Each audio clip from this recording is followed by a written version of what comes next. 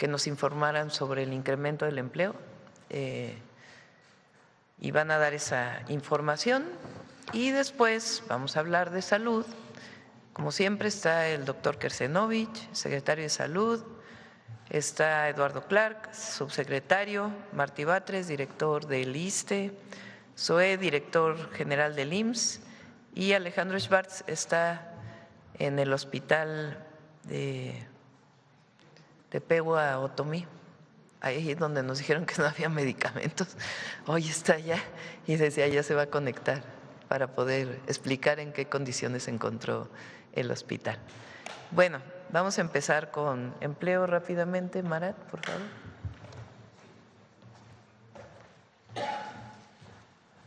Con su permiso, Presidenta, muy buenos días a todas y todos. Muy oportuna la pregunta que se presentó el día de ayer, justamente para poder aclarar algunos datos que se dieron. Además, me parece incluso pues un poco sacados de lo que debe de darse en términos de lectura. Simplemente comentar que en marzo de este año, de acuerdo con la encuesta nacional de ocupación y empleo, 60.2 millones de personas estaban ocupadas en el país. Esto contrastado con el trimestre del año anterior, porque además es muy importante destacar que deben de analizarse los trimestres el 1, el 2, el 3, el 4, esto conforme van pasando los años. Entonces, respecto al año 2025, el año 2026 tiene un registro de 422,000 personas más. Y con eso, pues lo que podemos constatar es que hay más personas, 422,000 personas más, que tienen una posibilidad de ingreso al mantener una ocupación. Esta, además, tendencia, seguramente, como ya lo dirá también el director del IMSS, se puede constatar pues con los reportes que se tienen de la generación del empleo formal, con lo cual pues podemos decir que la encuesta nacional de ocupación y empleo está en sintonía. En la siguiente, por favor, también tenemos que destacar que México registra una de las tasas de desocupación más bajas de los países que forman la OCDE, y esta tasa es del 2.4%, también refiriendo pues la importancia de que existan las oportunidades de trabajo, de empleo, de ocupación, que se ven reflejadas justamente en esta tasa también muy baja, y es también resultado, como ya mencioné, de una economía que sigue generando oportunidades, permitiendo que más personas tengan acceso a un ingreso y mayor estabilidad para sus familias. Y esto además pues lo podemos ver en una evolución también de seguimiento a la desocupación, en donde se muestra una trayectoria claramente descendente. En enero la tasa se ubicó en 2.7%, en febrero en 2.6% y en marzo alcanzó 2.4%, nuevamente reflejando una reducción sostenida en el primer trimestre, alejándose pues bueno de las lecturas que plantean que justo hay una destrucción de empleo. Por el contrario, lo que vemos es que la tasa de desocupación no solamente se mantiene en el rango, sino además que está descendiendo, y con ello pues muestra que hay un mercado laboral que está absorbiendo y dando oportunidades para las familias mexicanas. Sectores como, en la siguiente por favor, sectores como servicios, restaurantes, servicios profesionales siguen generando también, según los datos de la encuesta nacional de ocupación y empleo, estas oportunidades con 240,000 personas ocupadas adicionales en un solo mes. Y aquí pues nuevamente destacamos la importancia del desarrollo de la economía en el país. Otro dato alentador es que actualmente la pobreza laboral se encuentra en su punto más bajo desde que se tiene registro. Estamos hablando de 32.3%, lo que marca con ello un avance muy significativo en las condiciones de vida de la población trabajadora. Que esté en su punto más bajo significa que cada vez menos trabajadoras y trabajadores en el país están en esta situación. En términos concretos, de manera muy sencilla, se traduce en que más familias pueden cubrir sus necesidades básicas con su ingreso, tener mayor tranquilidad y generar mejores condiciones de vida a partir de su propio trabajo. Desde enero del año 2019 se han creado 6.9 millones de empleos, Presidenta, y lo más relevante es que 58% de ellos, es decir, 4 millones, son formales. Esto significa que más de la mitad de estos nuevos trabajos incluyen prestaciones, acceso a los servicios de salud, mayor estabilidad, lo que se traduce en mayor seguridad para las familias, por ejemplo, cuando enfrentan imprevistos de salud, que ahora pues pueden contar con mayor cobertura y seguridad al respecto. Y finalmente, ya para cerrar, podemos decir que todos estos datos, como lo sugiere la propia Encuesta Nacional de Ocupación y Empleo, pues ha colocado a México en un lugar muy importante en el mundo, un espacio de generación de trabajo digno, en donde además, como lo hemos visto con todas las cifras de aumento del salario mínimo y otras mejoras generales de las condiciones de trabajo, pues nos han permitido también dejar con muchísima nitidez que lo que es un objetivo fundamental de la administración de nuestra presidenta es que lo que importa es el bienestar de las familias y de las y los trabajadores. Entonces, pues sin más, presidente, es cuanto.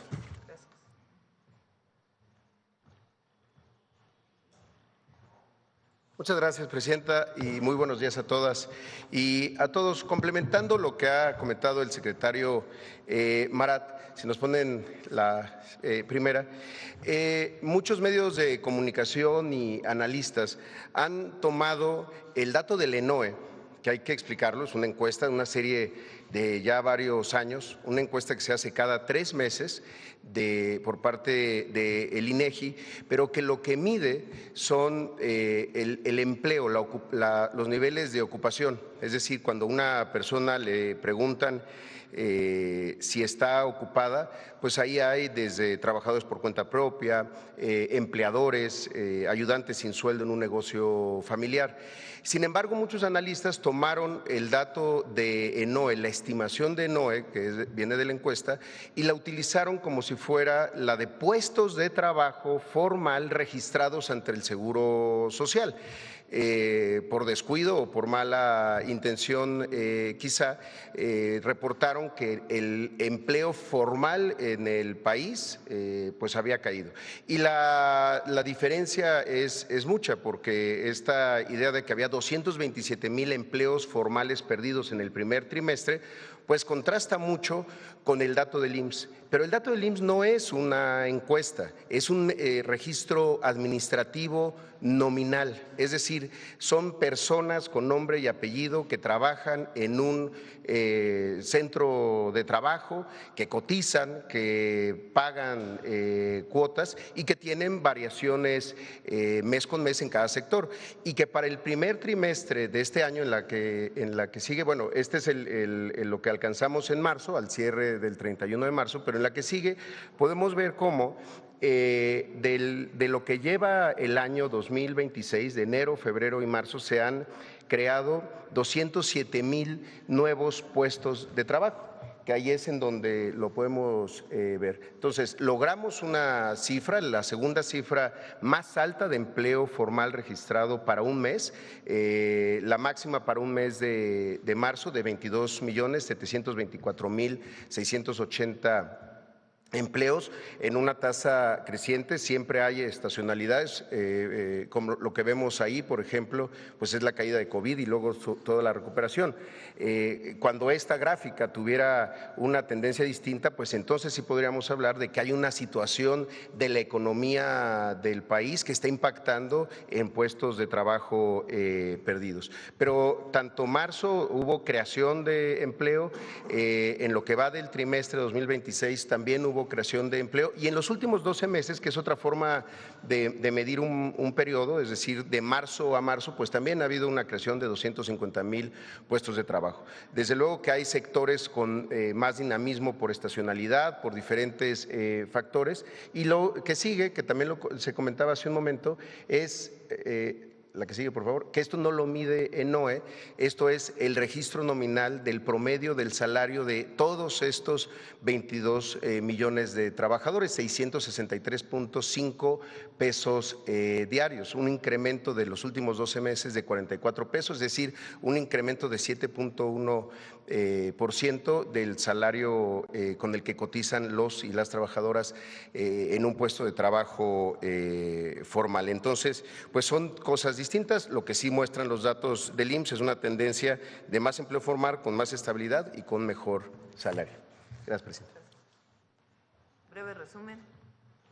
422,000 empleos más entre enero-marzo del 2025 y enero-marzo del 2026.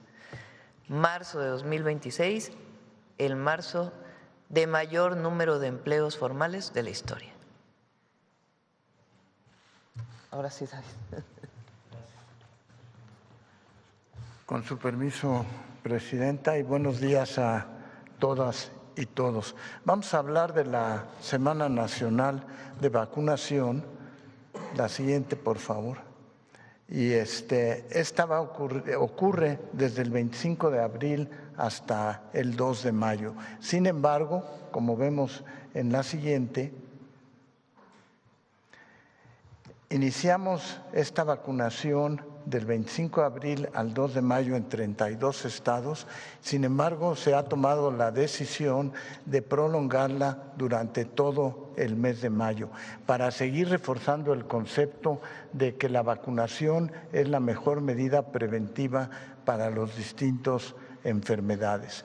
Y forma parte también, les recuerdo, de que cualquier persona puede acudir a vacunarse independientemente de su sitio de afiliación. La siguiente, por favor. La Semana Nacional de Vacunación y el programa de vacunación que se ha implementado en general cubre todos los aspectos a lo largo de la vida en el programa de vacunación. Y en esta ocasión queremos resaltar lo que tiene que ver con las mujeres embarazadas. Hemos incluido una nueva vacuna que está en disposición recientemente y se ha incorporado ya a nuestro esquema de vacunación, que es la vacuna del virus sincicial respiratorio. Esta vacuna se le aplica a las mujeres embarazadas entre las 32 y 36 semanas de embarazo. La importancia de esta vacuna es no nada más la protección de la madre, sino también la protección de los niños. Al esquema habitual de vacunación se agrega entonces la del virus sincicial respiratorio y lo anunciamos el día de hoy. La siguiente, por favor. ¿Cuál es la importancia de esta vacuna? Es que los niños queden protegidos al nacer contra este tipo de infección. Es el tipo de infección más frecuente en los niños recién nacidos, sobre todo si son prematuros. En la temporada anterior tuvimos 2.209 casos de niños que tuvieron este tipo de infección. La siguiente, por favor. ¿Cuál es la importancia de vacunar entre las 32 y 33 semanas de embarazo? Es que se logra un aumento de 5 a 7 veces más de anticuerpos en el recién nacido y eso evita el desarrollo de enfermedad grave en más del 80% de los niños y evita hospitalizaciones en alrededor del 70% de los casos. Es así como se va modernizando nuestro esquema nacional de vacunación en el país. La siguiente, por favor. Decía yo que la vacunación ocurre a lo largo de toda la vida. Ahí tienen señalados las vacunas para niñas y niños menores de 1 año. Y yo quiero resaltar 2 hechos en esta vacunación. Una es que la vacuna de influenza ya se produce en México, ya llevamos 2 años con la producción de la vacuna en México, pero también estamos vacunando contra otros elementos como por ejemplo hepatitis B. ¿Por qué menciono hepatitis B? Porque es una vacuna que previene el desarrollo posteriormente de cirrosis y de cáncer en el hígado y veremos en el esquema a lo largo de la vida cómo estas vacunas pueden prevenir otros tipos de cáncer. También aplicamos la vacuna de rotavirus que hace que tengamos una disminución en la mortalidad infantil en lo que tiene que ver con episodios diarreicos. La siguiente. En niñas y niños de 1 año de edad, continuamos la vacunación para sarampión a los 6, 12 y 18 meses. Aplicamos neumococo, la hexavalente, la hepatitis A y seguimos con el esquema de vacunación de influenza. La siguiente, por favor. En niñas y niños menores de 8 años de edad, completamos su esquema de vacunación y además a partir de los 5 años se aplica la vacuna de COVID-19 si tiene sobre todo factores de riesgo. La siguiente, por favor. En adolescentes es muy importante resaltar el virus del papiloma humano, que se está aplicando ya a niñas y niños de 5º año de primaria, y esa es otra vacuna que forma parte de la estrategia de prevenir el cáncer cérvico-uterino. Entonces estamos previniendo cáncer de hígado, estamos previniendo cáncer cérvico-uterino, y se sigue aplicando en los adolescentes la vacuna de sarampión en caso de que no hayan completado sus 2 dosis con anterioridad. La siguiente, por favor. En adultos entre 20 y 59 años es fundamentalmente para tratar de cumplir el rezago, como ocurre con sarampión y igual con el resto de las vacunas. La siguiente. En los adultos mayores estamos vacunando contra influenza, contra neumococo y COVID-19. Es muy importante la vacuna de neumococo porque es fundamental en las personas que van teniendo una mayor susceptibilidad a las infecciones de vías respiratorias. La siguiente, por favor. Les recuerdo la visita a la aplicación de Donde Me Vacuno, salud.gov.mx. Ahí pueden encontrar a dónde acudir a sus sitios de vacunación. La siguiente. En esta semana hemos aplicado 916,258 dosis de las distintas vacunas. La siguiente. Y me pasa la siguiente, por favor. Les recuerdo que vacunar es la mejor medida preventiva y nuestro lema, que es vacunar es amar, y esperemos recuperar todos los niveles de vacunación en México. Es la medida, insisto, preventiva más importante incluso para enfermedades neoplásicas. Y ahora queremos vacunar a 2 mujeres embarazadas que serán las primeras mujeres que recibirán este avance en prevención que es muy significativo.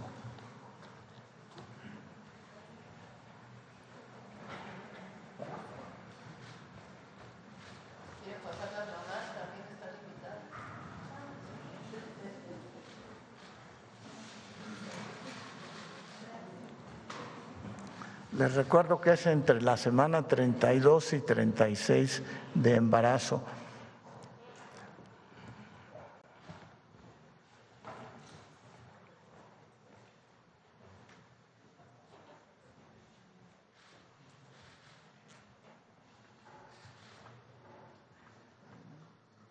Adelante. Las mamás siempre queremos estar con las hijas. Los hijos.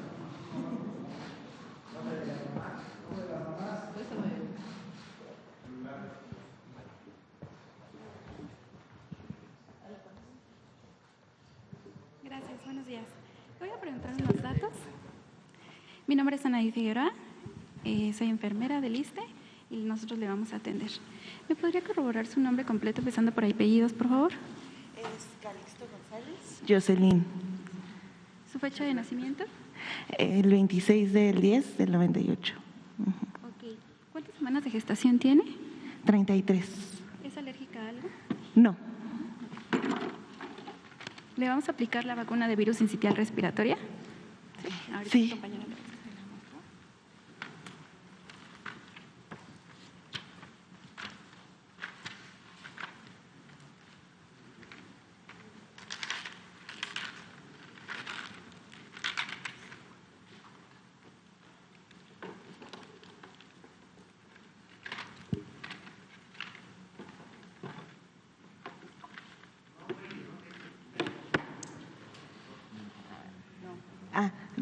Yo soy Jocelyn y pues soy originaria de aquí, de la Ciudad de México.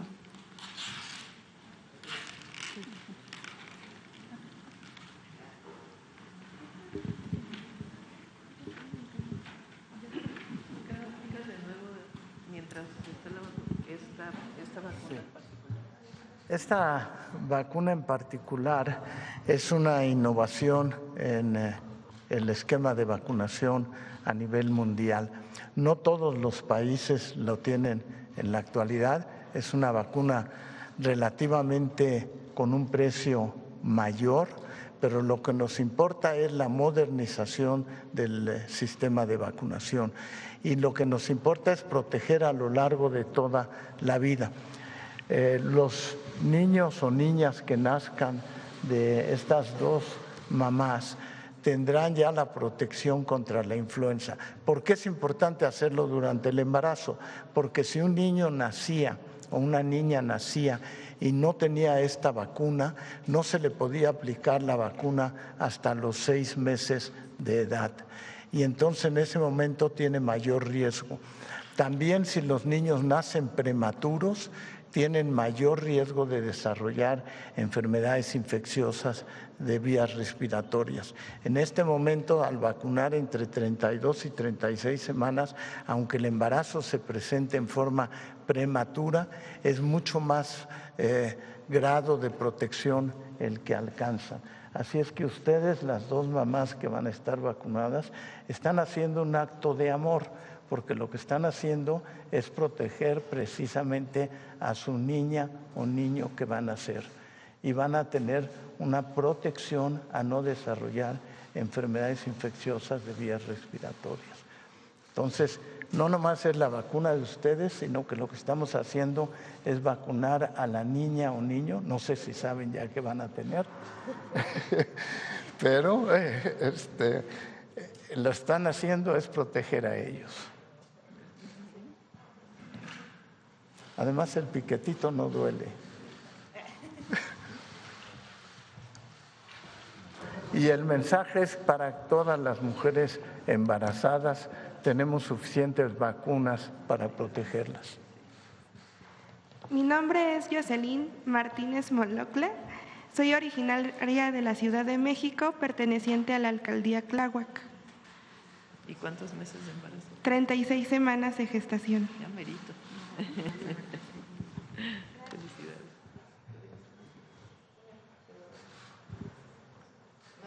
Muchas gracias.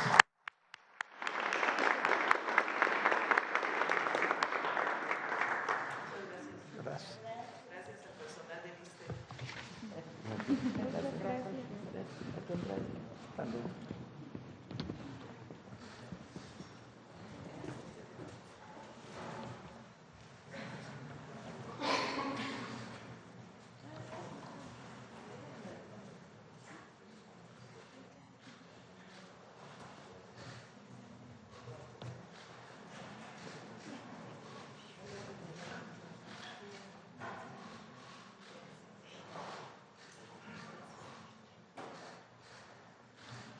Bueno, vamos con Zoe para... Muchas gracias, Presidenta.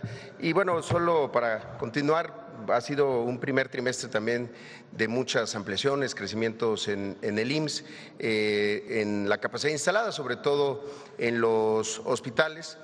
Acabamos de abrir 9 nuevos servicios de hemodiálisis, 3 salas nuevas de hemodiálisis este año, se nos ponen la primera, en Aguascalientes, en Azcapotzalco, en Tlatelolco también, la que sigue. También hemos ampliado salas de hemodiálisis con 69 nuevas máquinas. Lo que estamos haciendo es llevar la hemodiálisis nuevamente a la operación directa, la que sigue.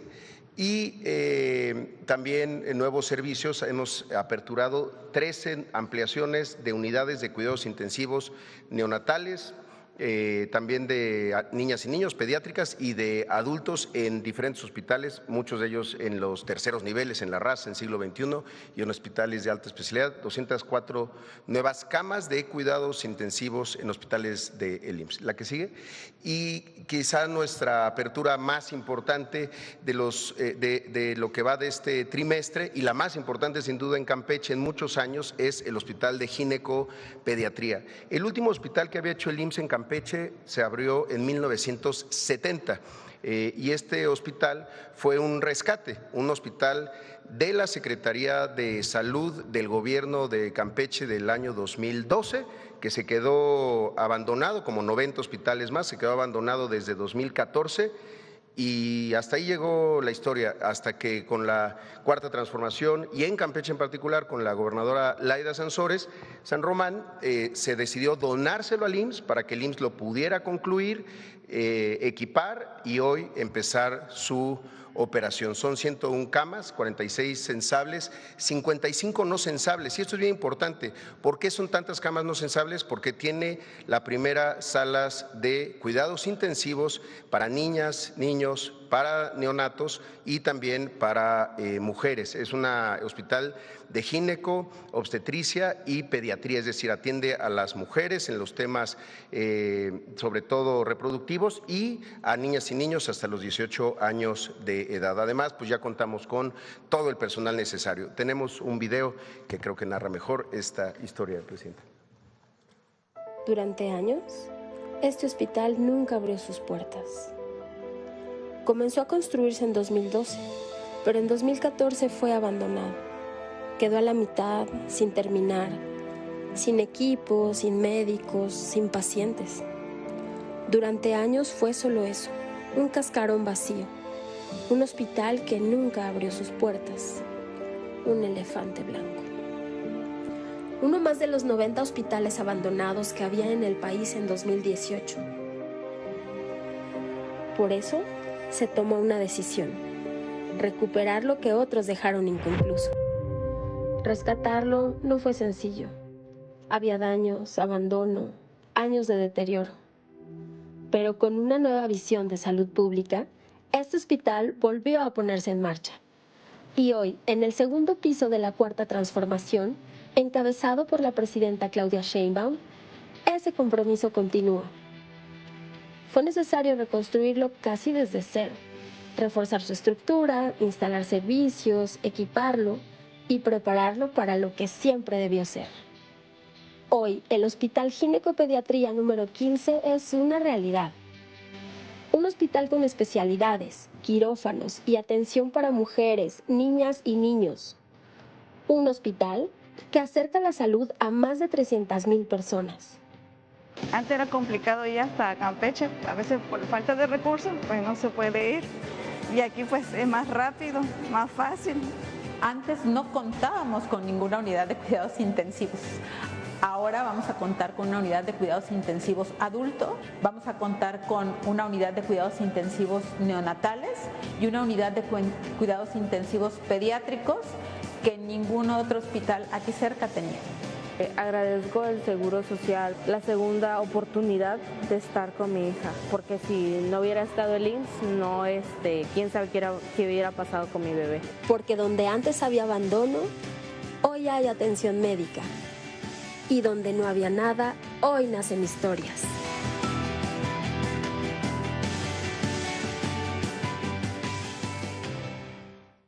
Es cuando, presidente. Gracias. Adelante, Martín. Sí.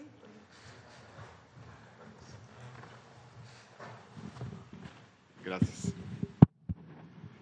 Buenos días, presidenta, amigos de los medios de comunicación. Hace 8 días inauguramos el acelerador lineal, el nuevo acelerador lineal en el Hospital Centenario de la Revolución Mexicana que queda en Morelos. Adelante, por favor. Se trata de un equipo muy moderno de radioterapia, combate todo tipo de cáncer, pero especialmente se usa en nuestro caso para combatir cáncer de mama, cáncer cérvico-uterino y cáncer de próstata. Tiene una precisión no milimétrica, sino submilimétrica, alta precisión. Adelante, por favor. Es un equipo especializado que nuestros compañeros dicen es tope de gama, es decir, es lo más avanzado que existe en este momento. En la parte de enfrente se puede apreciar así, pero la parte que no se ve tiene un gran equipo que es este que está del lado derecho. Adelante. Implicó una inversión de 108 millones de pesos, ocupa un espacio en total de 125 metros cuadrados. Adelante. Y con eso vamos a pasar de 10,000 sesiones a 16,800 sesiones de tratamiento anuales, es decir, un 55% más, y se va a atender a pacientes de Morelos, Guerrero, Oaxaca, Veracruz, Tlaxcala, Puebla y Tabasco. Bueno, es más, ya se les está atendiendo. Tenemos un video, adelante, por favor.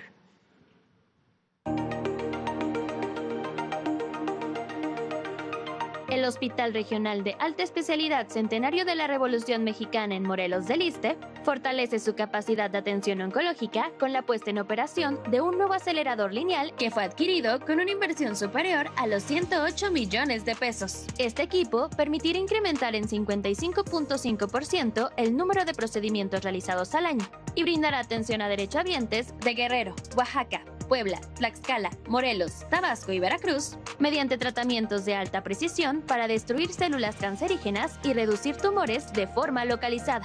Los diagnósticos que más tratamos son cáncer de mama, cáncer de próstata, cáncer de recto, cáncer de endometrio, cáncer cervicouterino y un abanico muy grande de otras patologías. Tenemos contemplado otorgar alrededor de 16,800 sesiones de tratamiento anuales.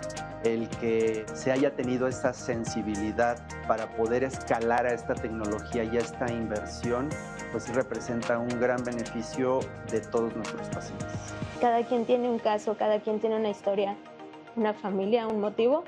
El contar con este equipo, el contar con los doctores, con los especialistas, con los técnicos, es una fortuna para nosotros porque es una esperanza de vida. Bueno, así el ISSSTE se moderniza para atender mejor a sus pacientes. Gracias, Presidenta. Vamos al enlace. Gracias. Adelante, Alejandro. Con su permiso, Presidenta, muy buenos días. Nos encontramos en el Hospital Regional Otomí Tepehua, aquí en San Bartolo, Tutotepec, en Hidalgo. Me acompaña el coordinador estatal, el director de nuestro hospital y Marisabel, que es nuestra jefa de enfermeras. Hoy nos enlazamos con usted, Presidenta, desde este hospital en la región Otomí Tepehua, en el corazón de la Sierra de Tenango. Como usted lo instruyó ayer, en seguimiento a su visita a Tenango de Doria, a unos 20 kilómetros de donde estamos monitoreando de manera muy cercana, a ras de tierra, como usted nos ha instruido, la llegada de los medicamentos, así como también la operación de este hospital que atiende a toda la región Otomí. Es un hospital de 30 camas y de 6 consultorios. Esta región no es fácil de llegar, como usted sabe, Presidenta. Es una sierra serrana de una orografía muy accidentada y de vegetación muy abundante, de muchas comunidades dispersas, 473 comunidades atendemos en IMSS Bienestar de los 3 municipios que constituyen la Sierra Otomí Tepehua, los municipios de Huehuetla, de San Bartolo y de Tenango. La mitad de los habitantes de San Bartolo son indígenas otomís y tepehuas, pueblos con lengua propia, con historia propia y con saberes propios, y que nos sentimos muy orgullosos de poder atender con servicios públicos. Por eso tiene un significado tan especial estar hoy aquí, porque las rutas de la salud no llegan primero a las ciudades, sino que llegan a donde más se necesita. Quisiera informarle, Presidenta, que hoy estamos supervisando de primera mano que se dé atención médica y gratuita a todas las personas y que los medicamentos estén llegando. Hemos estado desde temprano para verificar, de la mano de la comunidad, de las compañeras enfermeras y de nuestros compañeros médicas y médicos, la llegada de medicamentos a este hospital. Informarle que ya llegaron 2,976 piezas para atender a la comunidad. Este hospital funciona con 476 claves de medicamentos y lo que ocurre aquí está sucediendo simultáneamente en todo el país. Del día de ayer al viernes, el IMSS Bienestar va a distribuir 37 millones de piezas de medicamentos, más de 12 millones a los más de 7.500 centros de salud y más de 25 millones a los hospitales y a los centros de salud donde tenemos hospitalización. Eso incluye, por solo mencionar algunos ejemplos, más de 1.5 millones de piezas a Hidalgo, 1.1 millón de piezas a San Luis Potosí, 2.9 millones de piezas a Chiapas y 6.8 millones de piezas al Estado de México. Como todos saben, las rutas de la salud son una estrategia para garantizar el abasto con paquetes completos de medicamentos, con los medicamentos necesarios para atender a la población en cada unidad.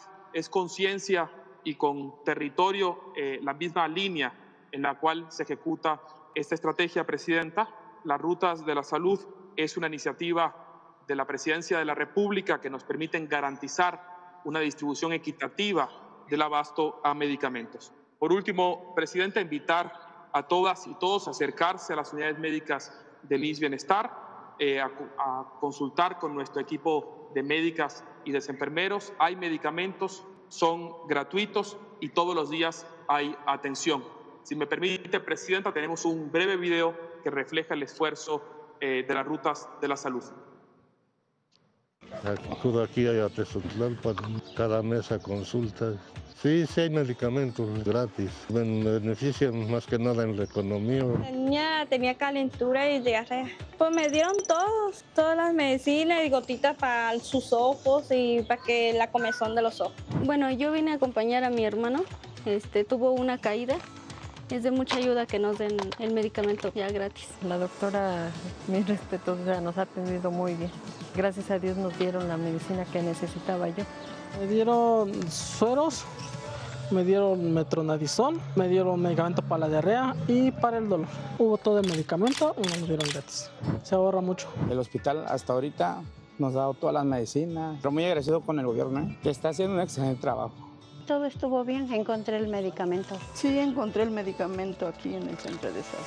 Gracias a la ruta de salud me entregaron todos mis medicamentos. Muchísimas gracias a IMSS Bienestar por darme el medicamento. Todo bien, no ha fallado ningún medicamento. El medicamento llega cada mes y la verdad, pues me ha tocado recibir el medicamento, no puedo decir no. Gracias a la ruta de la salud, sí hay medicamentos gratis. Gracias, Alejandro. Bueno, el día de hoy está llegando entre hoy y el domingo, un envío especial de rutas de la salud a todo el estado de Hidalgo. Bueno, esta es la información del día de hoy. Vamos a las preguntas. Sobre el tema. A ver. Sobre el tema. A ver, aquí está.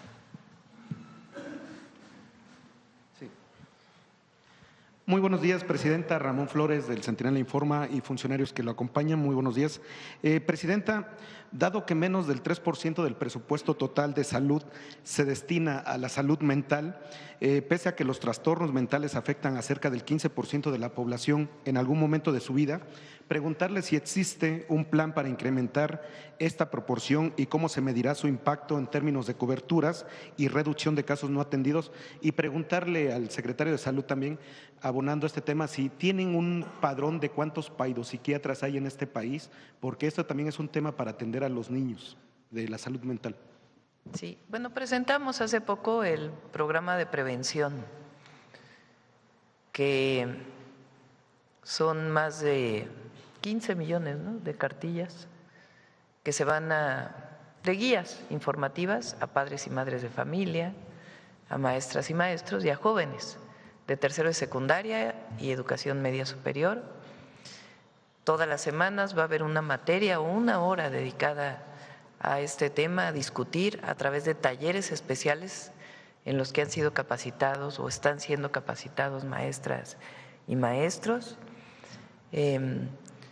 La visita de los servidores públicos para atender este tema, cerca de 2,000 profesionales de la salud que estarán visitando las escuelas, y al mismo tiempo una campaña masiva para que las personas atiendan problemas de salud, porque son problemas de salud. Los problemas de salud mental son problemas de salud y de atención a las y los jóvenes principalmente.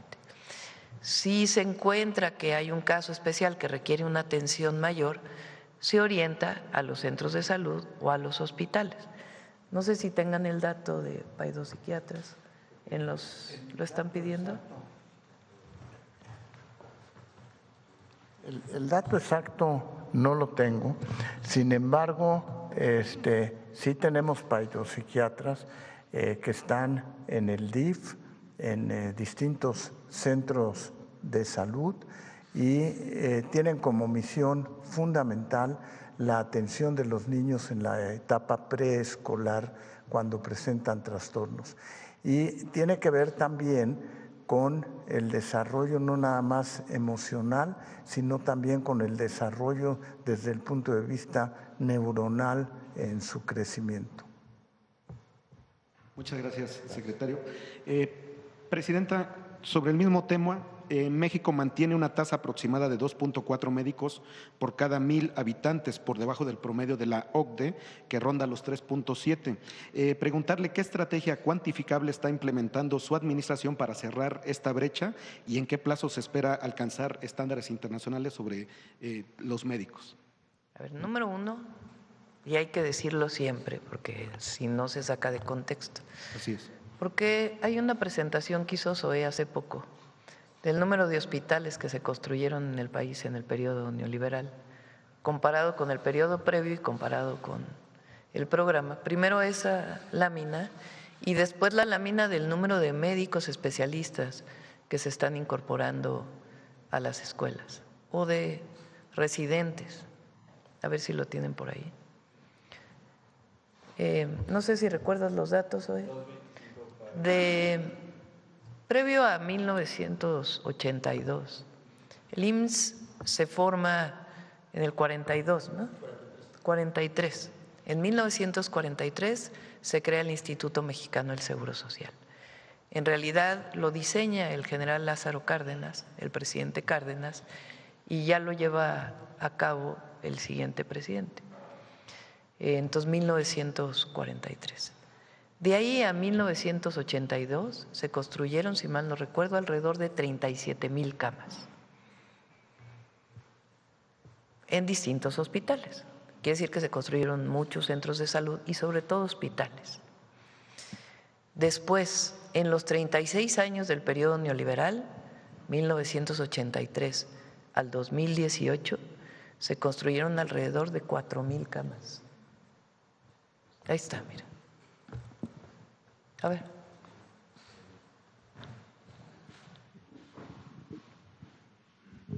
Esto es muy importante, porque un sistema de salud no se construye de un día al otro. Un sistema de salud público tiene que llevar pues un proceso de construcción. El Instituto Mexicano del Seguro Social atiende a cerca del 54% de la población en México. Por ahí, ¿verdad, Zoe? 54%, es decir, más de la mitad se atienden en el IMSS. De 1943, con Ávila Camacho, a 1982, 82 Sierra López Portillo, se construyen casi 30,000 camas.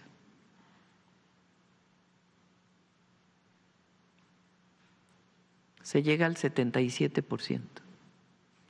Y luego fíjense, de 1982 al 2018, 36 años, es decir, un periodo similar, se construyen solamente 4,300 camas. ¿Ven la diferencia? El 10%, 15%. En 7 años hemos construido, digo hemos, porque somos parte de la transformación, entre el periodo del presidente López Obrador y el primer año de nuestro gobierno, 4.7 mil camas. Lo mismo, más que en 36 años, en 7 años. Y nuestro objetivo es llegar a 12,000 camas en 12 años. Ahora vamos a ver los médicos.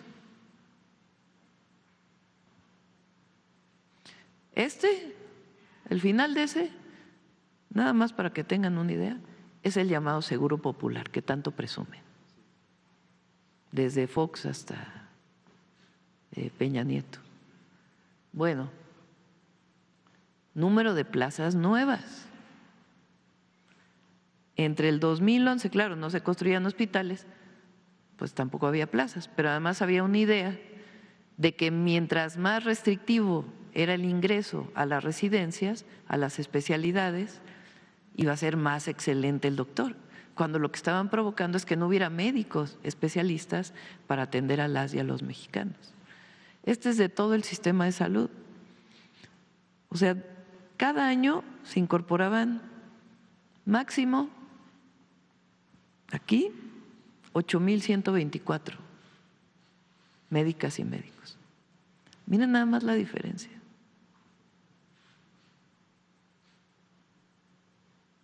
En 2021 se alcanzaron 18,962, que es lo mismo que en 2026.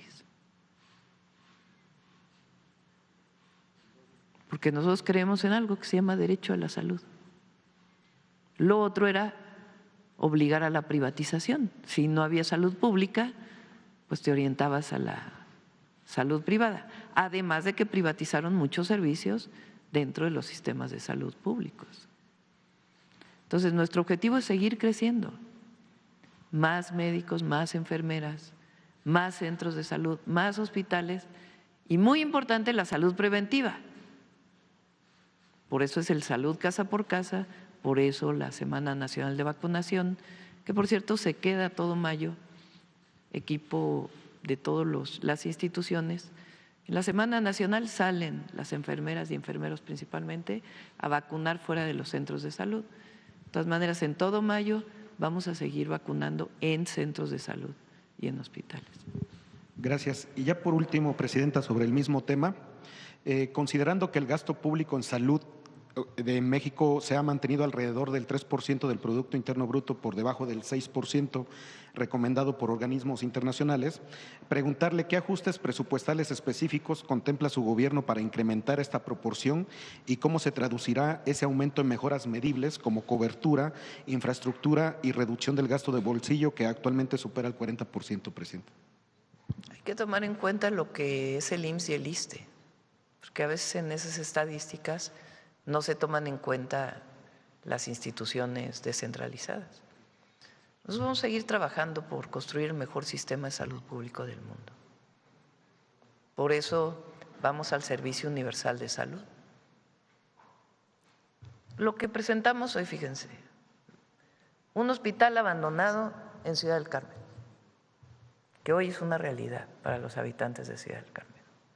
Un acelerador lineal para atender padecimientos de cáncer, que hoy es una realidad en el ISSSTE. Las rutas de la salud, con sus perfecciones que tenemos que hacer aún, tiene que perfeccionarse, pero estamos al 80% del abasto en medicamentos gratuitos, porque todo el sistema de salud en México es gratuito. Y nuestro objetivo es seguir trabajando todos los días, más centros de salud, más hospitales. Entonces llevamos inaugurado cerca de 37 entre unidades de medicina familiar y hospitales desde que llegamos. Y vamos a seguir. Muchas gracias, Presidente. Gracias. Vamos por acá.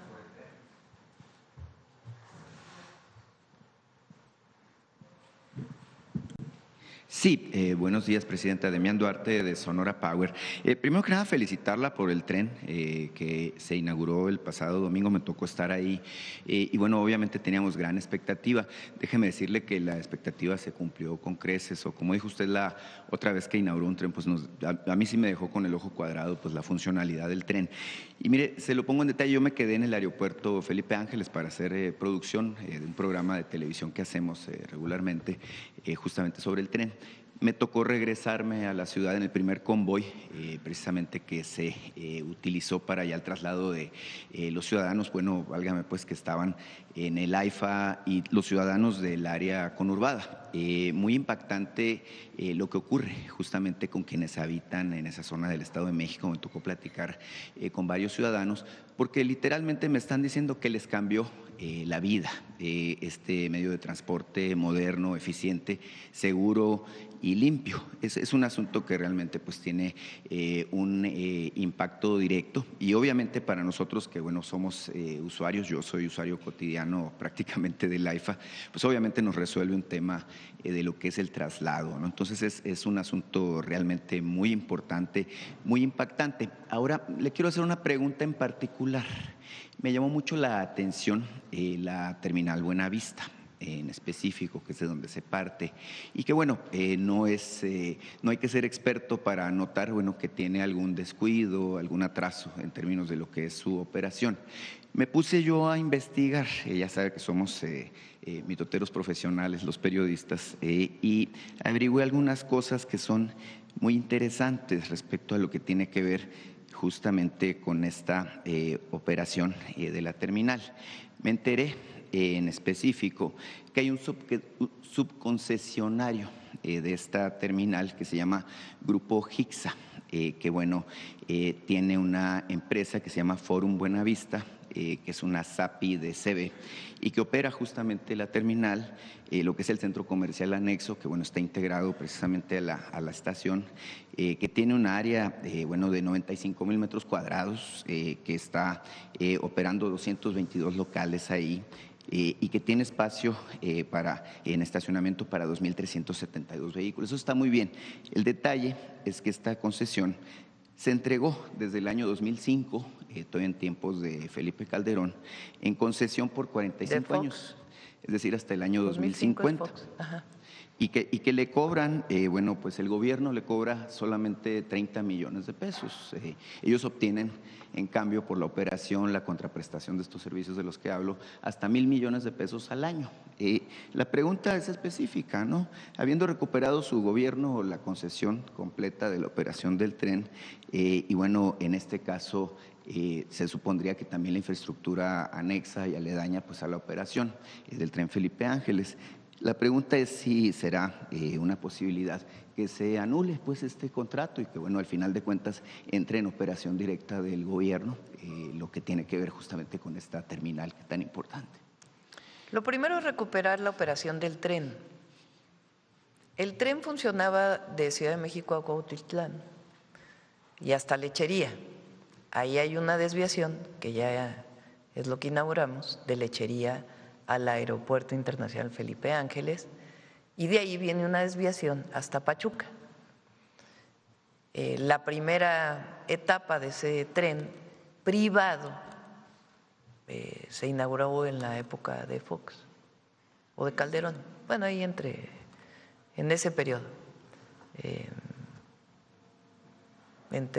Era yo todavía secretaria de Medio Ambiente en aquella época, de la Ciudad de México. Y sí, en efecto, el objetivo es pasar, no es el objetivo, ya ahora, en las siguientes semanas, pasa la operación completa al Fondo Nacional de Infraestructura. Y ahí ya se revisarán contratos. Es muy importante que todo esté dentro de la ley. Eso es muy importante. O sea, hay un contrato y en todo caso, si se quiere cambiar ese contrato o la condición en la que está operando, se revisa si las condiciones del contrato están cumpliéndose o no y a partir de ahí pues se tomarán decisiones. Pero no se puede hacer nada más decir pues ya no quiero que haya el contrato y mañana se acaba, no. Todo tiene que ser en el marco de la ley. Sí, es realmente muy impactante el volumen de gente que viaja del AIFA y del Estado de México rumbo a las ciudades. A mí me tocó apreciar cómo son miles de personas realmente las que ya lo están usando. Entonces, bueno, es evidente que es un tema, la operación de esta estación, muy interesante por el altísimo volumen de personas. Buenavista es la estación de trenes de la Ciudad de México. Esa viene desde el Porfiriato. De ahí salían todos los trenes a todo el país. Buenavista después, con la privatización de los trenes en la época de Zedillo, se abandonó completamente. Después se dio en concesión y se hizo el tren suburbano, operado por privados. Se conoce poco ese tren. Ahora nosotros estamos recuperando para el Estado para la operación pública, para el pueblo de México, todo el tren.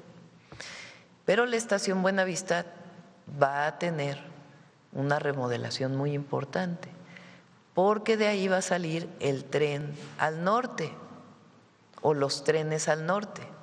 De ahí van a salir los trenes a Querétaro y de Querétaro la desviación hacia Guadalajara o hacia Nuevo Laredo. Entonces, el uso de la estación Buenavista pues se va a incrementar de manera muy importante. Pero es una estación que por ahí vi yo una fotografía que sacaron. A mí me tocó de niña ir de la estación Buenavista a Guadalajara, a León, y a muchos mexicanos y mexicanas nos tocó viajar en los trenes de pasajeros que había entonces de Ferrocarriles Nacionales, que después desaparecieron por la privatización y que ahora estamos recuperando. Claro, nosotros llegábamos de Hermosillo a Buenavista también, Presidenta. Sí. Tema muy importante. Mire, sobre lo que presentaban hace un momento de empleo, creo que es importante, bueno, agregar a esta discusión indicadores. Eso es Buenavista.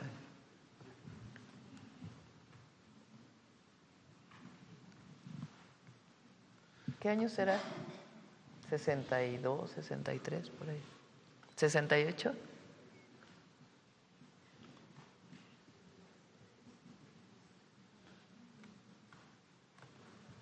Entonces la recuperación, 66.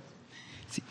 Sobre lo que presentaban de empleo, Presidenta, es muy importante evidentemente el avance que se da y la tasa de desempleo que se presenta. Somos el país número 1 en la Organización para la Cooperación y el Desarrollo Económico en niveles de pues no desempleo, ¿no? El 2.4% es muy relevante. Ahora, hay otros indicadores que son muy importantes y que permiten vislumbrar cómo está dándose el desempeño de la economía. Parece que hay cierto ánimo de descalificar, válgame pues, cómo se están comportando los indicadores, cómo se está moviendo la economía.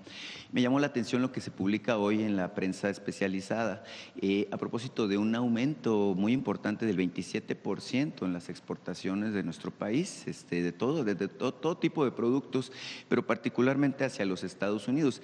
Ese es un dato que creo que es muy relevante. Y hay otro que hace algunas semanas anda circulando por ahí, y es que México se consolidó al cierre del año 2025 como la economía número 12 del mundo por su tamaño, superando pues a países tan importantes como el caso de España, Australia o Corea del Sur. Es un dato que ya venía de un par de años atrás, pero que se consolida justamente en este año. El dato más interesante de las exportaciones, a ver, pon el Financiero, creo que sale en el Financiero de hoy. Lo más interesante es que crecen las exportaciones respecto a las importaciones. Si recuerdan, uno de los objetivos del Plan México es importar menos, producir más para el consumo interno y para la exportación. Entonces, bueno, las exportaciones alcanzan récord en marzo de 70.7 mil millones de dólares. No sé si ahí viene el de las importaciones. Bueno, son cerca de 5 mil millones de dólares más de exportaciones frente a las importaciones en el primer trimestre. Hay algo que se llama la balanza comercial, que es qué tanto exportas, qué tanto importas. Y el objetivo para cualquier país es que sea positiva la balanza comercial, que exportes más, que produzcas más y exportes más que lo que importas. Y en el primer trimestre esa cifra así fue. Ah, mira, ahí está. Saldo, 5.932 millones de dólares. Las exportaciones, 70.727 millones de dólares. Y las importaciones, 64.795 millones de dólares. Es decir, hay una balanza comercial positiva. Y eso es muy bueno para México. Sin duda se consolida la economía de México con una etapa importante de avance, de crecimiento y desarrollo.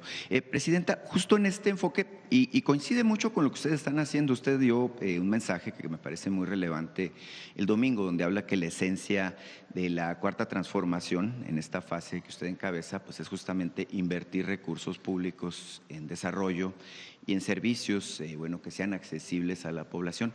Creo que esa es una expresión muy relevante al respecto de lo cual es el carácter de lo que usted está haciendo y de lo que se busca consolidar para nuestro país. Mire, revisando datos, me llamó la atención un informe que presentaba y aparecía creo ayer en alguno de los medios de acá de la Ciudad de México, el gobierno de Baja California, que dice que tiene un plan propio de vivienda, el gobierno de Baja California Norte, que habla de que tiene ya pues un plan que es concordante con el proyecto de vivienda para el bienestar, que ya permitió avanzar en 100,000 viviendas justamente en esa entidad. Yo le quiero preguntar en particular sobre este enfoque que tiene una vivienda pues obviamente digna, que tiene acceso a servicios, por ejemplo el programa de los techos solares que se incorporó también en estas viviendas, pues obviamente es un cambio, ¿verdad? En términos de lo que es la concepción que puede tener la gente, los ciudadanos, el pueblo, pues para acceder a viviendas dignas. No sé qué le parezca esta información en particular. Bueno, el programa que nosotros tenemos se llama Vivienda para el Bienestar. Mañana viene un nuevo enlace, ya no sé en cuál vamos, creo que es el número 20, porque estamos construyendo vivienda, ya tomó ritmo. El objetivo es 1.800.000 viviendas. Muy importante, 60 metros cuadrados, al menos, porque antes se construían de 45 metros cuadrados, de 40 metros cuadrados. Son al menos 60 metros cuadrados, 2 recámaras, un baño, sala, comedor y un pequeño cuarto de lavado, de servicio. Y muy accesibles, porque las viviendas cuestan cerca de 600,000 pesos. Y los créditos, pues son créditos que se pagan a través de el caso de quien está afiliado al Infonavit, a partir de su propio cheque. Ahí se va descontando un porcentaje pequeño. Si eres trabajador que estás afiliado al ISSSTE, se va descontando ahí. Y si no, pues vas pagando a Financiera del Bienestar cada mes un pequeño gasto. Son, dependiendo de tu ingreso, pues son cerca de 1.500 pesos mensuales, 2.000 pesos mensuales, comparado con las rentas que son pues 10,000, 15,000 pesos dependiendo del lugar en el país. Y eso se llama derecho a la vivienda. Yo dije el domingo que nosotros gobernamos para el pueblo y por el pueblo. Todos somos gobiernos del pueblo. Y eso no va a cambiar nunca. Y gobernar para el pueblo significa garantizar el derecho a la alimentación, el derecho a la educación, el derecho a la salud, el acceso a la vivienda, el acceso a la movilidad. Nosotros los consideramos derechos. En el neoliberalismo todo eso se consideraba mercancía y por lo tanto privilegio, porque el que pueda pagar la educación, pues que vaya a la educación. Por eso se dejaron de construir educación media superior, universidades se dejaron de construir, en la idea de que el que tenía dinero que pagara por su educación. No, para nosotros es un derecho. Entonces es una visión completamente distinta. Y esa es nuestra visión con la cual estamos haciendo viviendas para el bienestar y con la cual estamos construyendo un sistema de salud que inicia con el presidente López Obrador y que nosotros estamos consolidando. Muchas gracias, presidenta. Gracias. Ya la estamos esperando en Sonora, por cierto. Yo pensé que ibas por la siguiente. A ver.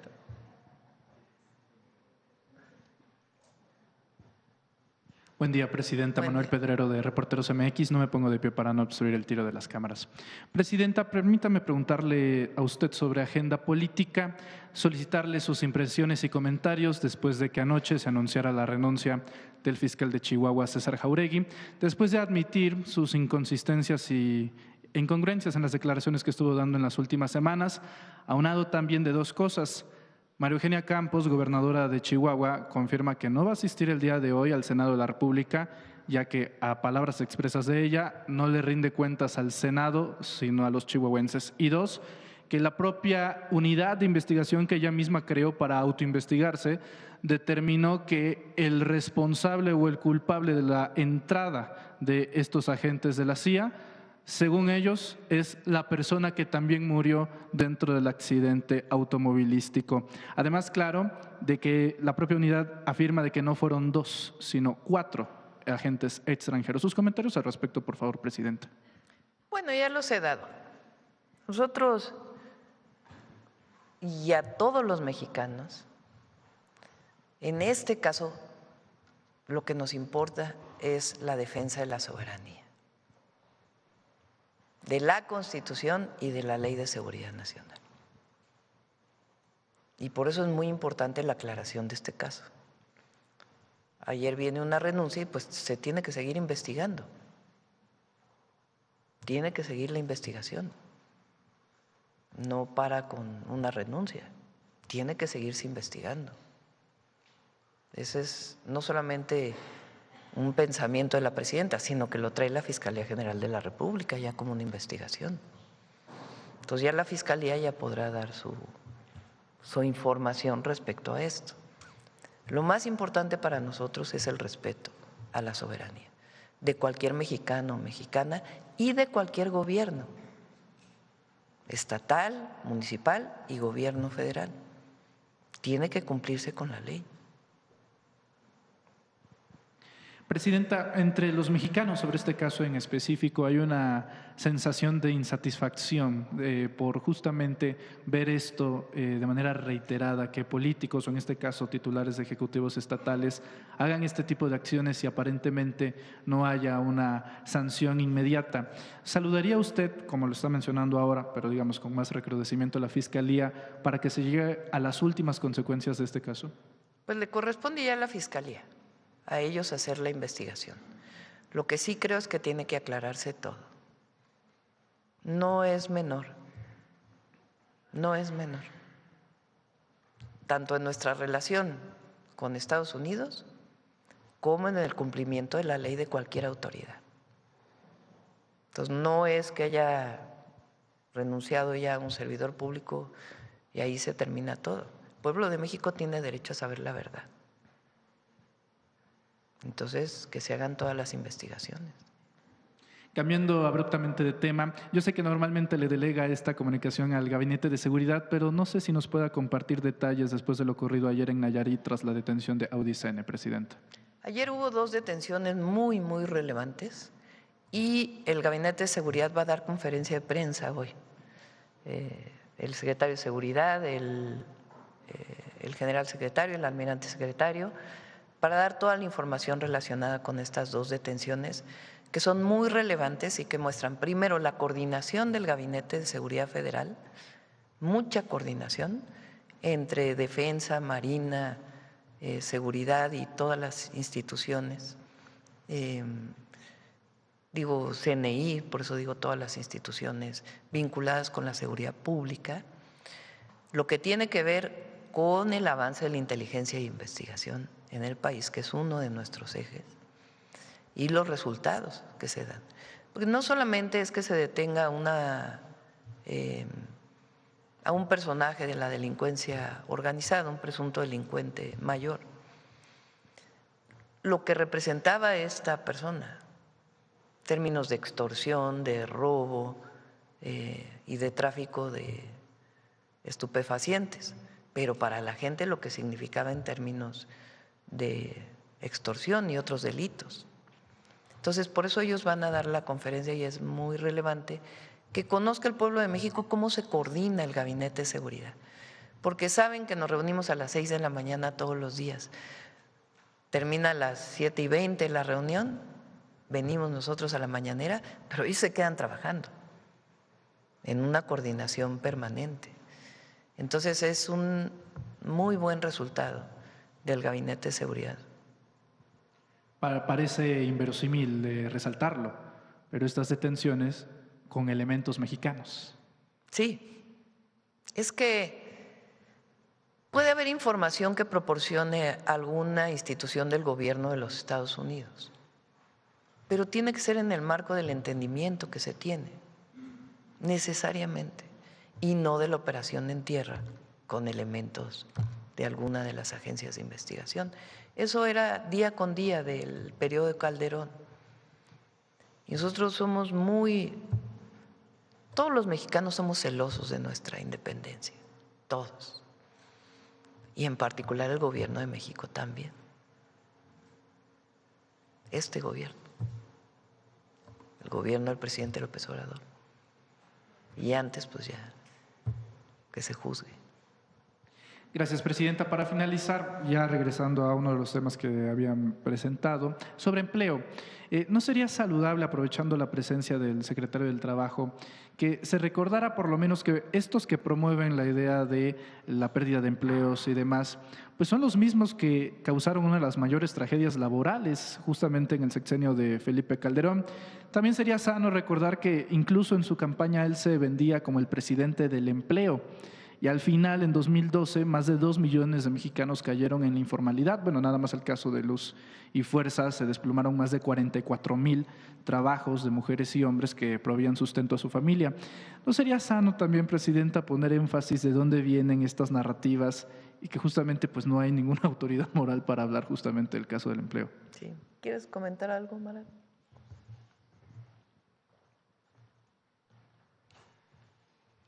Efectivamente, como bien se menciona, creo que lo que hemos vivido en los últimos años ha sido un ambiente muy importante para la mejora de las condiciones de ingreso y laborales de las personas trabajadoras en el país. Ha sido un impulso fuertísimo el que se ha dado, por ejemplo, al salario mínimo, a 154% en incremento en términos reales, es decir, por encima de la inflación. Esto además nos ha permitido constatar lo que ya sabíamos que era justamente el objetivo, pero ahora además con resultados muy palpables a través de la encuesta nacional de ingreso y gasto en los hogares. Como saben, 13.4 millones de personas salieron de la condición de pobreza, en el cual uno de los factores decisivos fue justamente el aumento salarial. Y con esto pues también la presidenta lo ha dejado de manera muy clara y patente a través de los compromisos que estableció frente al pueblo de México en el Zócalo capitalino, dejando ahí muy claro que el objetivo es que el salario mínimo logre una recuperación, una capacidad adquisitiva de 2.5 canastas básicas. Ahora vamos en ya 2 canastas básicas y con lo que queremos con ello pues es seguir abonando a que haya una reducción de la pobreza, que haya bienestar en las familias de México. Este último año el aumento fue del 13% según el resultado de la negociación que se dio en el marco de la Comisión Nacional de Salarios Mínimos. Y bueno, pues ahí no paramos, también nuestra presidenta avanzó en la reducción de la semana de trabajo de 48 a 40 horas, lo vamos a hacer de manera gradual. También se está ya por implementar el certificado laboral de agroexportación, incluso aprovechando esto en el marco de la Semana del Trabajo. Y bueno, pues todo lo que referimos es pues un impulso muy importante a la agenda laboral, vista también de lo que pasó en las décadas anteriores, en donde pues ustedes lo conocen, hubo una precarización del trabajo, una limitación del aumento del salario de las y los trabajadores del país, y esto también significó pues que hubiera un aumento en la pobreza. Entonces justamente estamos ahora en la dirección contraria, esto es la transformación del país, y pues también se refleja en que hay más empleos, en que además estos empleos que se han generado tienen además mejores condiciones, que tienen también cobertura de la seguridad social, como refirió también el director del IMSS, y pues bueno, vamos a avanzar en esa dirección, Presidenta. Gracias, secretario. Gracias, Presidenta. Aquí está el dato de salarios mínimos. Déjalo. Si nosotros acabamos de poner una gráfica del número de hospitales, del número de médicos que se contrataban. Todas estas gráficas lo que muestran es que en efecto, en 2018 hubo una ruptura, un cambio de fondo, de raíz del desarrollo de México. Fueron 36 años de neoliberalismo. Y hay que seguirlo diciendo y repitiendo. Miguel de la Madrid, Salinas de Gortari vendió todo y dijo que habíamos entrado al primer mundo, se salió y una crisis económica. Entra Zedillo y la deuda privada la convierte en pública. FOBAPROA privatiza los trenes, quiso privatizar toda la electricidad, afortunadamente hubo movilizaciones para evitarlo. Fox, el gran cambio, el salario mínimo siguió igual. ¿Qué cambió con Fox? Decían que íbamos a entrar al periodo de la democracia, que fue la gran transición a la democracia. 2004, desafuero. Objetivo, que López Obrador no participara en la elección. Fíjense los que hablan de democracia, los que nos acusan de autoritarios. O sea, Fox ahora publica, autoritarismo. ¿Y qué fue el desafuero? Inventarle un delito al jefe de gobierno de entonces, que iba arriba en las encuestas, para que no pudiera participar en una elección. Nada más que no contaba con el pueblo de México que se movilizó. 2006, fraude electoral. O sea, traición a la democracia y no cambia nada en el modelo económico. Calderón, no cambia nada en el modelo económico. Y Fox y Calderón tuvieron muchísimos recursos públicos, muchísimos, miles de millones de dólares de los excedentes petroleros. No se gastaron, no invirtieron, sí se los gastaron, pero no invirtieron en el pueblo. Peña. Esta gráfica muestra el cambio, la transformación.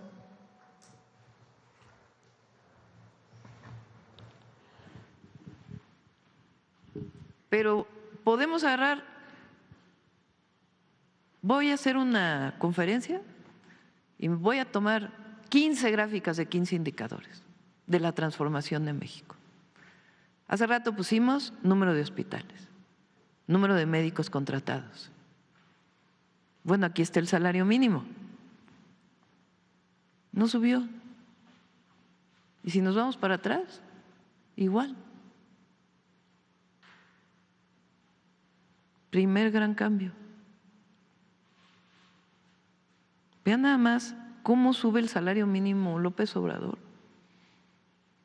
De 140 pesos diarios, estos son, lo tomen 123. En el 19 lo sube a 140 y termina su sexenio con 260 pesos diarios. Entramos nosotros y hoy está en 315 pesos diarios. En el 2018 el salario mensual era de menos de 3,000 pesos. Hoy estamos en un salario mensual de poco más de 9,400 pesos. Eso se llama distribución de la riqueza. Y además hay empleo.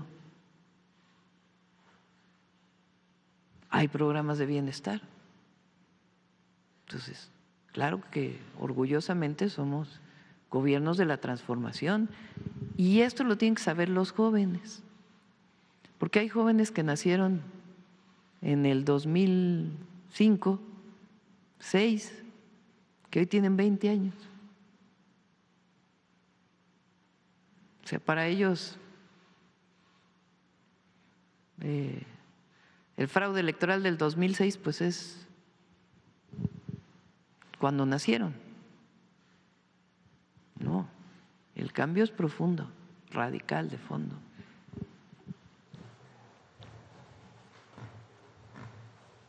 Y recuerden que muchos servicios públicos de salud se cobraban. Ahora son gratuitos, todos, menos en algunos estados de la República. Vamos de este lado. A ver, la compañera. Gracias, buenos días, presidenta. Natalia Vitela, de Grupo Reforma. Bueno, quiero preguntarle sobre una publicación que hicimos hoy. ¿Qué opina sobre el gasto millonario en publicidad en redes de poco más de 18 millones de pesos que ha hecho el gobernador de Nuevo León y su esposa en los últimos 3 meses.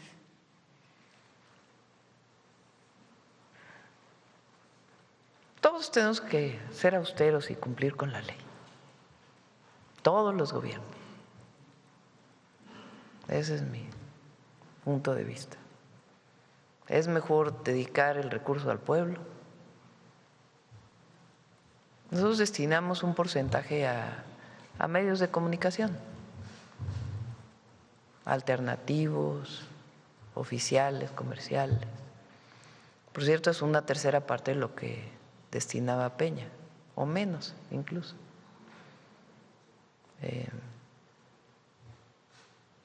Y claro que hay que difundir los logros del gobierno, pero la promoción personal, pues sí, hay que comportarse con austeridad. Gracias. Volviendo al caso de… Por cierto, sí. Sacaron una nota ustedes antes de ayer. ¿Por qué no la pones? Sí sacó Gobernación su aclaración, ¿verdad? Porque es importante.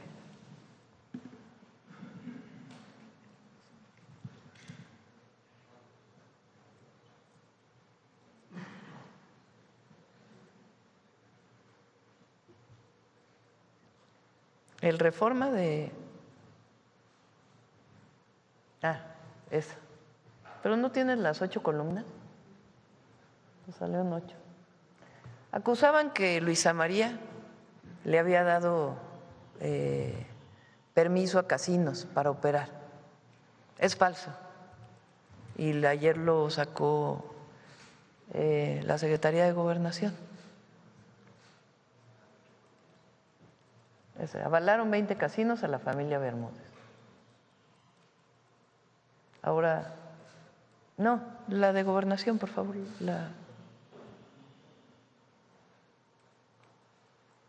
Dice, en relación con la nota de 8 columnas de hoy, se trata de 3 asuntos que no tienen relación entre sí. 1. En 2024, la Sala Regional Metropolitana de Justicia Administrativa ordenó la entrega de 20 permisos a la empresa CLIE, por lo que se dio cumplimiento al mandato judicial. O sea, venía de un mandato judicial. Sin embargo, a la fecha, ningún establecimiento ha iniciado operaciones. 2. Los casinos Centenario y Diamante Casino, que pertenecen a la familia Chau del Campo o Chou del Campo, fueron suspendidos el 14 de abril de 2026. Explotaban el permiso asignado a operadora de coincidencias numéricas. Y 3, una página está suspendida en 2025. Lo importante de la nota es el 1.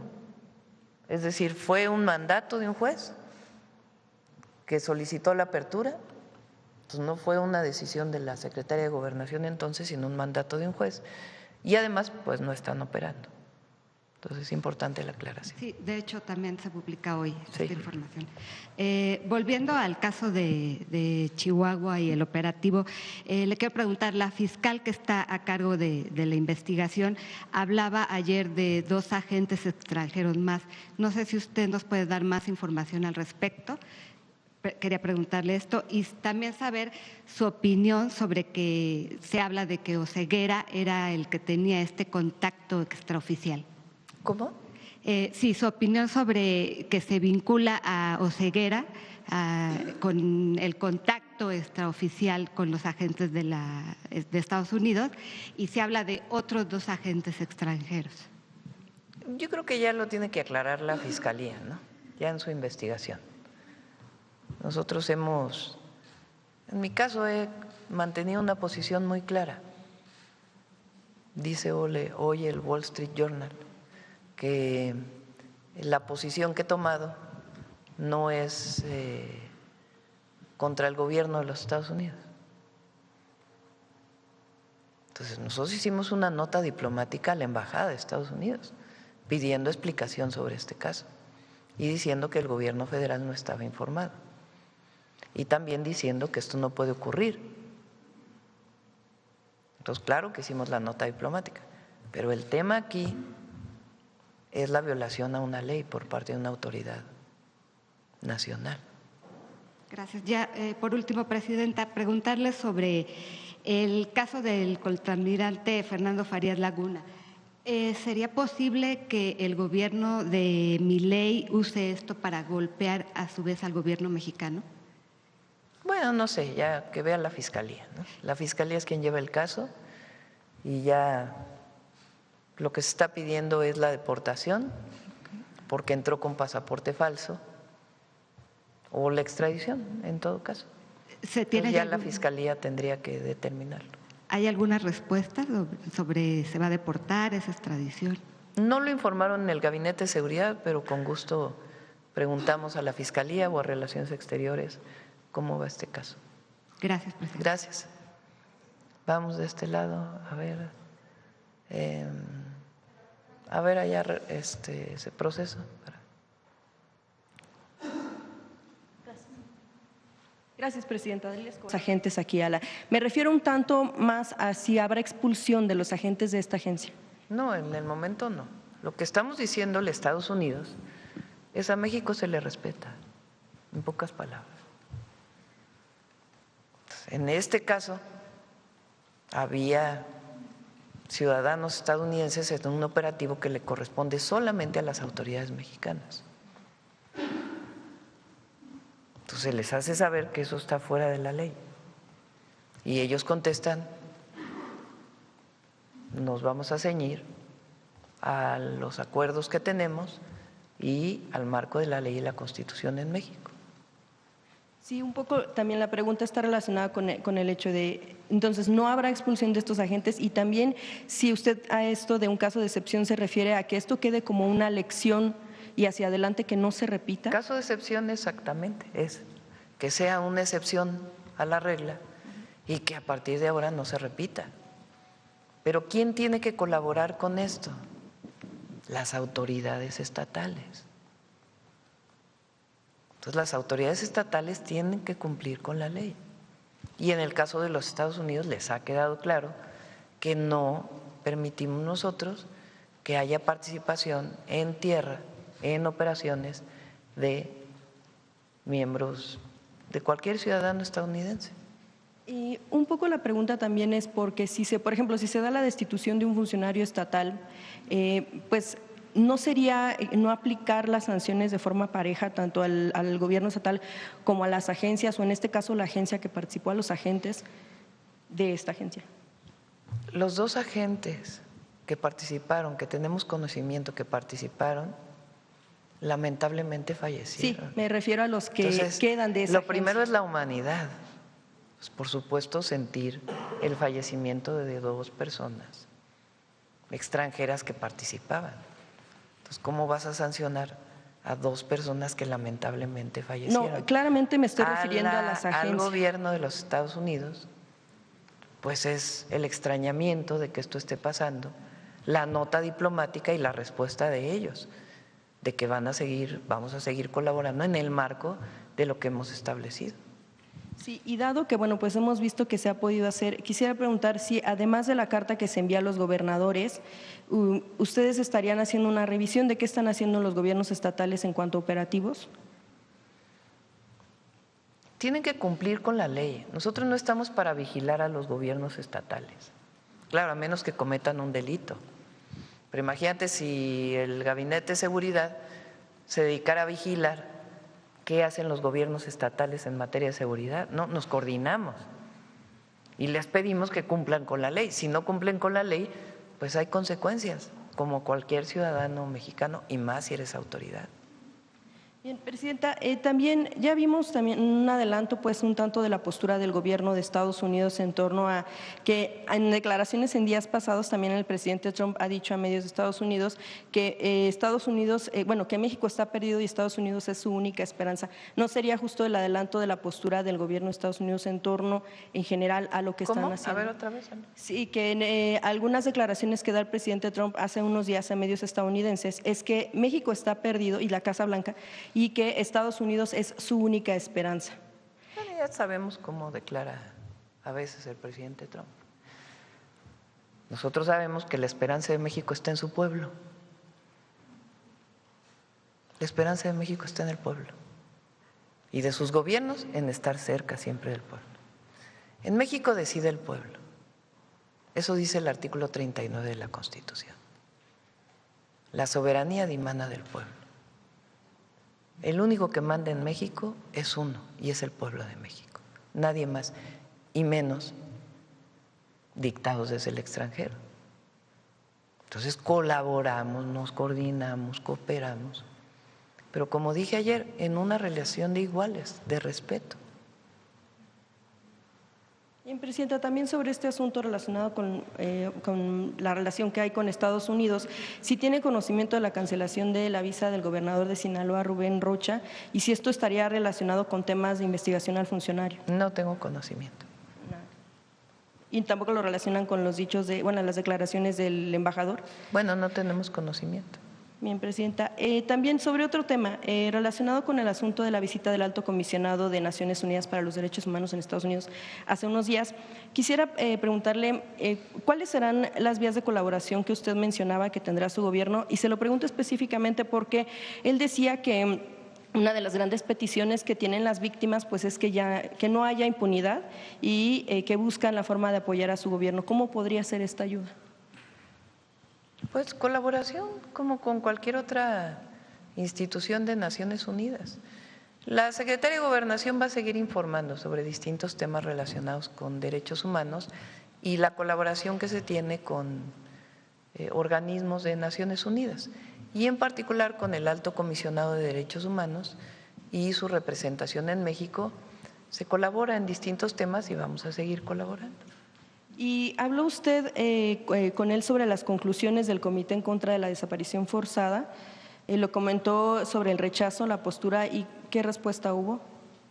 Bueno, él la dio públicamente, no, lo mismo que dijo públicamente, a ver si buscas la declaración. Él dijo públicamente su posición, su posicionamiento como comisionado de derechos humanos.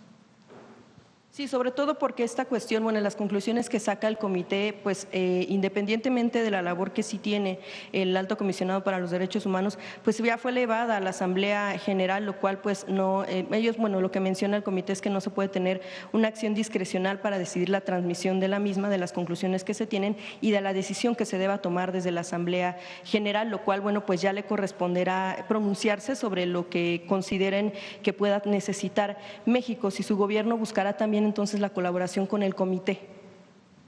No, eso es distinto. Nosotros nos vamos a coordinar con el Alto Comisionado para Derechos Humanos de Naciones Unidas y la Secretaría de Gobernación con la Secretaría de Relaciones Exteriores tiene una agenda de colaboración con distintas instituciones de Naciones Unidas. Pero además somos un gobierno que respeta los derechos humanos. Entonces, eso, somos un gobierno que no reprime, somos un gobierno que promueve la libertad de expresión, que garantiza la libertad de manifestación, que garantiza la libertad de reunión, que garantiza las libertades en México, que garantiza la libertad de prensa. Somos un gobierno que respeta los derechos humanos.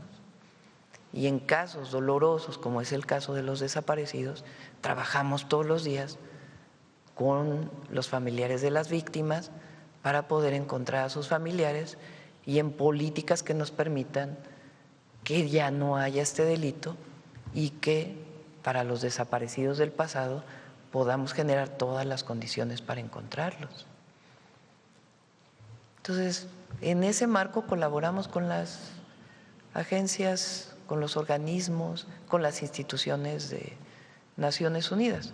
La posición del Alto Comisionado es esa.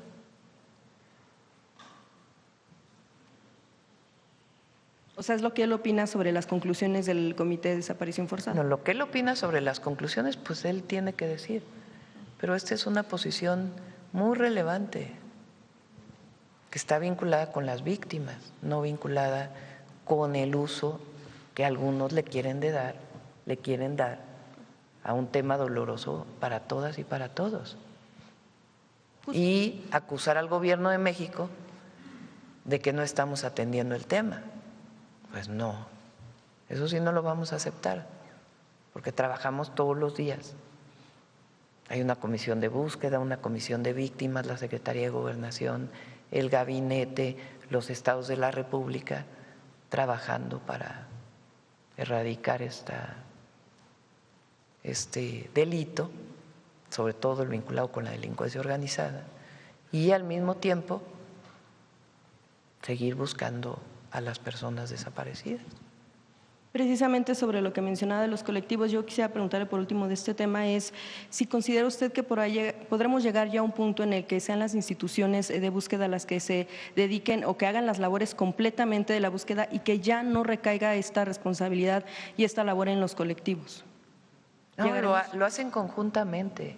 Muchísimo. Miren, la Guardia Nacional acompaña a los colectivos. Por ejemplo, cosas que no se saben. Sí, sí. Rosa Isela puede dar la protección que tienen muchísimos familiares de la Guardia Nacional, de la Secretaría de Gobernación, y siempre se busca el contacto para poder hacer la búsqueda conjuntamente. Y la búsqueda que hace la comisionada es muy relevante. Entonces, porque se quiere dar esta idea de que el gobierno no hace nada, de que el gobierno está sentado en su silla y no hace nada, y no. Quien es responsable en este caso del gobierno es Arturo Medina y trabaja todos los días con los colectivos, todos los días. Habla con ellos, contesta llamadas, incorpora a la búsqueda a la comisión. Aparte, los colectivos pues hacen sus propias búsquedas. Siempre les hemos dicho que queremos acompañarles, pero esto de que el gobierno no trabaja, pues eso sí ¿cómo lo vamos a aceptar? Imagínate. Sí, no, precisamente es justo, o sea, que la mayor parte o toda la labor ya la hagan las instituciones y no los colectivos, que tengan que pedir. Por eso, pero si ellos quieren hacer esa labor, tú no se lo puedes impedir. O sea, yo no le puedo impedir a una madre que busca un hijo, decirle, no busques, no. Lo que tenemos que hacer es estar en coordinación con ellas y con ellos para poderlo hacer de manera conjunta, incorporando pues todo el análisis de contexto, y lo que queremos es que las fiscalías se involucren y que consoliden su área de investigación en estos casos. Sí, porque precisamente también uno de los señalamientos que se hacía era que, por ejemplo, la reunión que se tuvo de la presidenta de la Comisión Nacional de Derechos Humanos con el alto comisionado, pues al menos lo que se destacó por parte de la CNDH es que pues justamente lo que se le expuso al alto comisionado fue la postura de rechazo a las conclusiones del Comité de Desaparición Forzada en lugar pues de enfocar. Pues así piensa la presidenta, también lo piensa así, y entonces Proceso dice que está mal, pues sí, pero mucha gente piensa que está bien. No, nosotros no decimos eso, nada más justo en el tema del asunto de los señalamientos que se hace, incluso se pudiera promover hasta un juicio político en contra de la pues quien quiera promover un juicio político, este es un país libre, lo puede hacer. El asunto es si tiene fundamento para llevar a juicio político a una presidenta de una Comisión Nacional de Derechos Humanos, hermana de un desaparecido político de la época en que el Estado sí desaparecía. Bien, y finalmente, presidenta, sobre el caso de una jueza que parece que cerrará el caso. Oye, ya son más de 3, Dalila. Bueno, fueron temas, pero si la puedo hacer nada más, finalmente el tema de la jueza, sobre que pareciera que descierra el caso del descarrilamiento del tren interoceánico, que dejó, bueno, como sabemos… Eso hay que preguntárselo a la Fiscalía. O sea, hay temas que tienen que ver con la Fiscalía y hay temas que tienen que ver con nosotros. Por ejemplo, ¿qué tiene que ver con nosotros? ¿Cuándo va a iniciar? Porque se están haciendo… Estamos evaluando quitar unas curvas del tren interoceánico para hacerlo todavía más seguro. Entonces, lo que nos corresponde, hoy sigue funcionando con carga la operación ya de trenes de pasajeros. Estamos esperando la última revisión de esta Agencia Internacional de Certificación para poder atender pues todas sus recomendaciones. Ok, presidenta, gracias. Gracias. Vamos de este lado. A ver la compañera. Gracias, buenos días, presidenta. Karina Aguilar, de Diario 24 Horas. Presidenta, entonces la última palabra sobre la investigación de lo que pasó en Chihuahua con estos dos agentes, ¿la tendrá la Fiscalía General de la República? Sí. Sí, ellos tienen que seguir con las investigaciones. Digamos, nosotros, el Gabinete de Seguridad llega hasta cierto punto, pero cuando hay la presunción de un delito, pues ya la Fiscalía tiene que seguir con la investigación. En este caso, ¿qué delito se estaría presumiendo? Bueno, ya la Fiscalía tiene que decir. Preguntarle también, Presidenta, si le dieron el dato de cuántos agentes extranjeros hay en el país. Pueden preguntarle más tarde al Gabinete de Seguridad de esta información y a la Fiscalía, pues ya cuando dé alguna conferencia o petición de información para que pueda brindar más información. Sobre el proceso de extradición del vicealmirante Fernando Farías, ¿este tema no pudiera convertirse en un tema político entre los gobiernos de Argentina y México? Espero que no. ¿Qué mensaje le mandaría al presidente? No, pues que es una persona que está siendo investigada, que tiene una orden de aprehensión y que en el marco de colaboración que se tiene en materia de justicia y seguridad, pues es importante que se extradite o que se deporte. Hoy se reúne con gasolineros, ¿tiene la hora? En la tarde a las 6:30 y vamos a bajarle más al precio del diésel. O sea, lo que presentamos ayer de la disminución de… es importante este mensaje al pueblo de México. Nosotros seguimos trabajando todos los días para que no suba la inflación. Hay productos que han subido de precio, sobre todo, por ejemplo, el jitomate, que aquí lo presentamos, y estamos trabajando para bajar el precio del jitomate en acuerdos de coordinación entre los comercializadores y los productores. Espero que pronto podamos dar una buena noticia en este sentido. Nosotros trabajamos todos los días para que su ingreso alcance y que no haya inflación. Entonces, antes nada más decían pues que el Banco de México suba las tasas de interés y ya, con eso se acaba la inflación. Primero, es un decir que se acaba toda la inflación, y segundo, al subir las tasas de interés provoca otros problemas en la economía mexicana. Y no todo es macroeconómico, mucho tiene que trabajarse.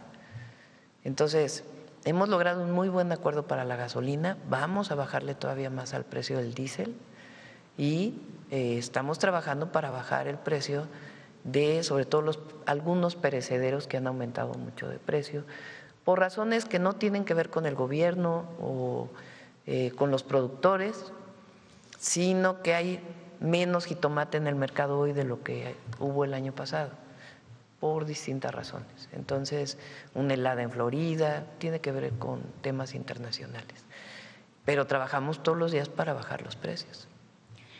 Una de las ventajas por otro lado, una de las ventajas del tren suburbano es que existía seguridad al interior de los vagones y afuera. ¿Esta seguridad se va a mantener sí, ahora que pasa al gobierno? Sí, se va a mantener. Tiene tanto sus propias contrataciones el Fondo Nacional de Infraestructura como la Guardia Nacional también nos va a seguir ayudando. Gracias, Presidenta. Gracias. Bueno, ahora sí acabamos, ¿no? Cerramos 9:15. Hoy cerramos temprano. Vámonos. Buen día. Nos vemos mañana.